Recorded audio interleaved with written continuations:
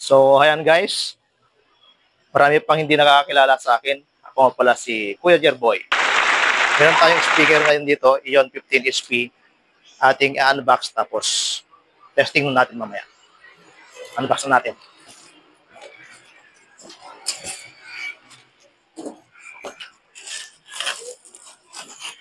Meron siyang wireless mic.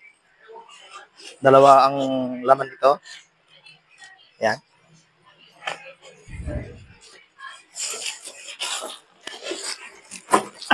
Mabigat siya.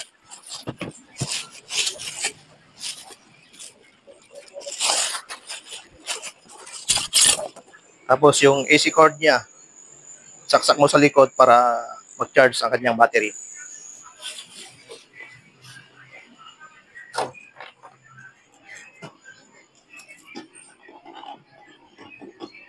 Lagay na natin sa tripod.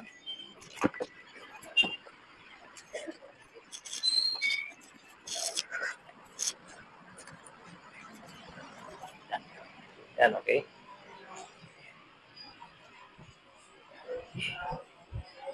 Ito pala ang kanyang specs guys. Ion 15HP, 450 watts. Meron siyang rechargeable na battery, tapos Bluetooth, saka meron siyang FM tuner.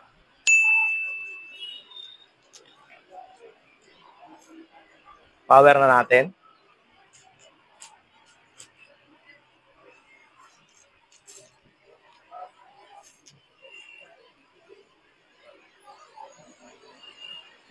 Connect natin siya sa Bluetooth. Pindot-pindot lang sa mode hanggang sa lalabas ang kanyang Bluetooth. Scan natin dito sa ating cellphone.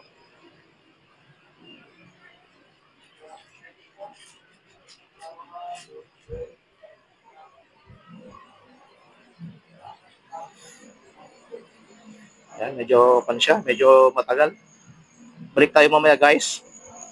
So ayan guys, i-connect na natin siya sa Bluetooth.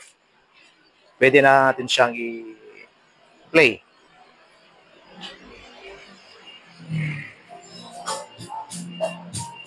Ayan siya.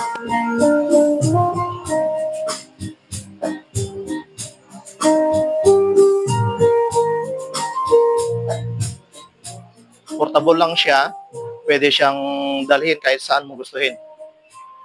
Meron din siyang trolley. Hawakan dito sa taas.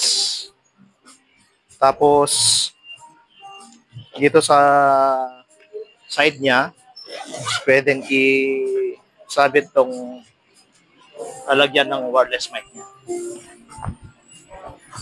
So, ayan lang siya guys.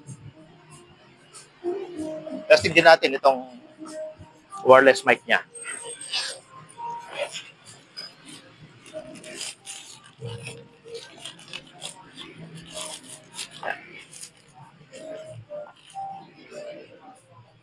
Lagay muna natin itong kanyang receiver.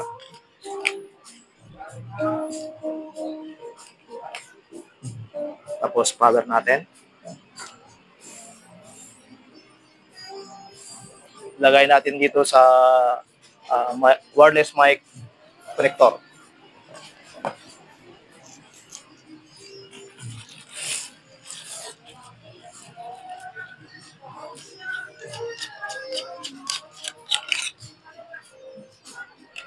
Itong battery pala ng receiver sa katong microphone niya guys, ano na siya, rechargeable na rin.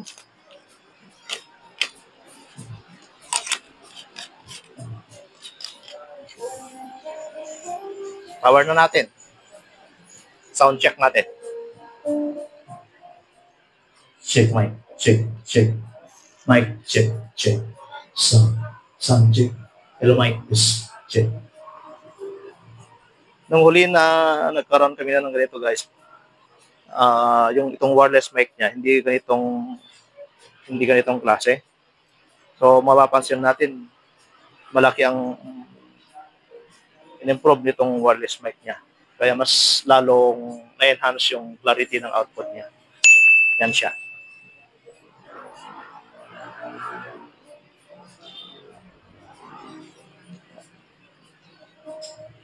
So, try nyo subukan. Si pag pagka kukuha ka ng ganito, siguradong hindi ka niya titipirin sa ganda ng tunog, sa quality.